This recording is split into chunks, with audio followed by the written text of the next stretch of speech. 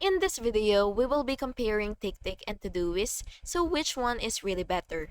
These two are the most popular to-do list apps available today.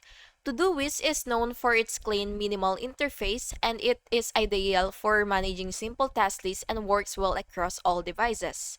It supports subtasks, labels, filters, and recurring tasks, making it a favorite for people who want a focus and distraction-free planner.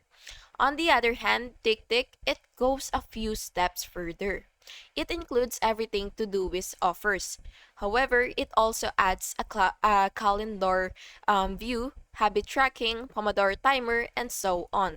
If you want a lightweight app for managing tasks with just the essentials, then Todoist is the better fit for you. But if you're looking for a more power tool with built-in productivity features, then TickTick is the more complete solution for you. And that's basically it. If you found this comparison helpful, please make sure to like and subscribe for more videos like this.